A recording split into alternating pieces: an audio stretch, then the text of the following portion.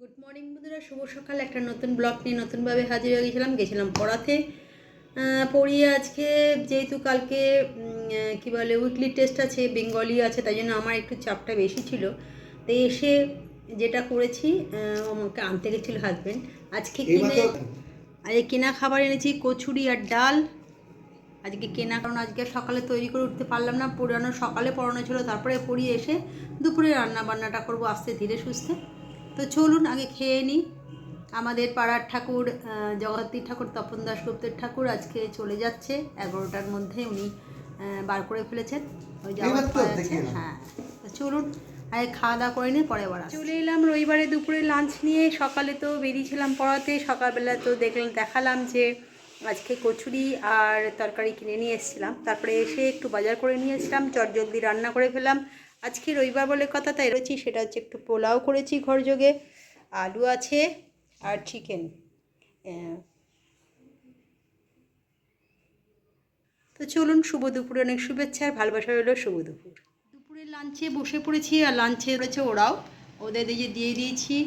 আর আলু আছে নেবে, এখানে চাটনি আছে, স্যালাড আছে। বাবাও বসে পড়েছে। তারপরে দেখো দেখতে কেমন হয়েছে আগে বল। ভালো হয়েছে দেখতে। আচ্ছা চলো, খেতেও ভালো হবে। হ্যাঁ, দেখতে ভালো হবে, খেতেও ভালো হবে। আচ্ছা আলুটা নিয়ে নেবে, স্যালাডটা কাছেই দিয়েছি আজকে তোমাদের মনের মতন। হ্যাঁ চলুন দুপুরের লাঞ্চটা করে নিই, তারপর আপনাদের সঙ্গে পরে আসছি। চলে এলাম বন্ধুরা বিকেলবেলা, সন্ধেবেলা একটুখানি শুয়ে পড়েছিলাম। আজকে প্রথমে একটুখানি রেস্ট পেয়েছি, তো তার মধ্যে দেখি হাজব্যান্ড করে নিয়ে এসছে। তো চলুন চাটা আগে খেয়ে নিলাম। একটুখানি সন্ধেবেলা বেরিয়েছিলাম, ছেলে বাবা আমি তিনজনেই বেরিয়েছিলাম।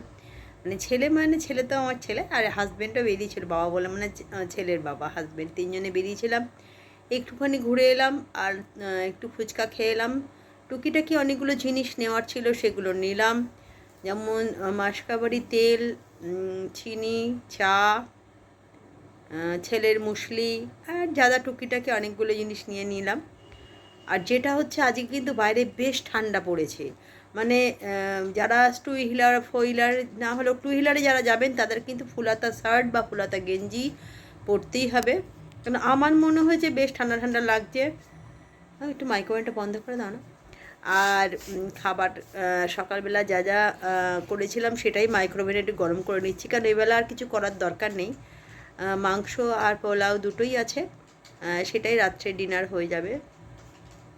তবে যেটা বলছিলাম, ওয়েদার যে চেঞ্জ হচ্ছে সেটা সকালবেলা ভোরবেলার দিকে বেশি ঠান্ডা ঠান্ডা ওয়েদার রয়েছে, আর আজকে আমি বেরিয়ে বুঝতে পারছি বিকেলবেলাগুলো বেশ ভালো ঠান্ডা লাগছে। আমাদের দিকে গঙ্গাধারের দিকেই তো আমাদের বাড়িটা, তো দেখতে পাচ্ছি যে ভালো ঠান্ডা। সর্দি হয়েছে, আমার ছেলেরও সর্দি হয়েছে, ওর কালকে থেকে কমেছে, ওর বাবার আজ থেকে আরম্ভ হয়েছে। আর সবচেয়ে কি বলবো, আপনারা তো আমার পরিবারের একজন, তাই আপনাদের কিছু লোকানোর ব্যাপারও নেই। সর্দিতে আমার হাজব্যান্ড একদম নিতে পারে না, মানে নাক দিয়ে বেরোবে, নাক দিয়ে হ্যাচি হবে, মানে শীতকালটা ঠিকও পছন্দ করে না, আর বৃষ্টিও একদম নিতে পারে না। কড়কড়ে রোদ হোক, রোদে কষ্ট হোক, তাতেও কিন্তু রোদ দেওয়া ওর সবচেয়ে পছন্দের। এই যে বৃষ্টি হলেই ও বলে যায় বৃষ্টি ভালো, বৃষ্টিতে ভিজলেই একটু সর্দি কাশি হয়। আর সর্দি কাশি না, কাশিটা না হোক, সর্দিটা ছেলেরও হয়েছে, ছেলের কালকে কমেছে, কিন্তু বাবার আজ থেকে শুরু হয়েছে, যেটা হয়তো বাবার নিতে পারে না। আমরা যেমন সর্দিটা দু একদিন হলে ঠিকঠাক আছে, আমারও একটু শরীরটা খারাপ হয়েছে, তবে অতটা সর্দি এখনও হয়নি। তবে এই শীতকাল হওয়া মানেই আমার প্রচণ্ড কাশি আরম্ভ হয়। সেক্ষেত্রে এখন থেকে তুলসী পাতা আর মধু খাচ্ছি, কারণ কী বলুন তো, আমি না একটু ঠান্ডা জল বেশি খাই, ফ্রিজের জল। এখন ছেলে জন্য বারণ করেছে বলে আর খাচ্ছি না, তবে সারা গরমকালটাই খেয়েছি। এইটার জন্য হয়তো আমার গলা খুসখুসে কাশি হয়।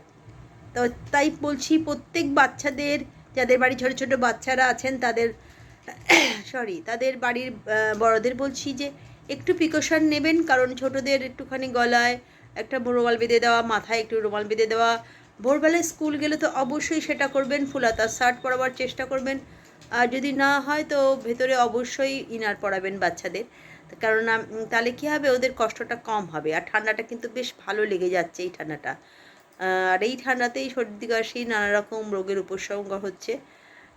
আর একটা হচ্ছে যেটা হচ্ছে প্রচুর মশা কামড়ে ডেঙ্গু হচ্ছে আর ম্যালেরিয়া হচ্ছে।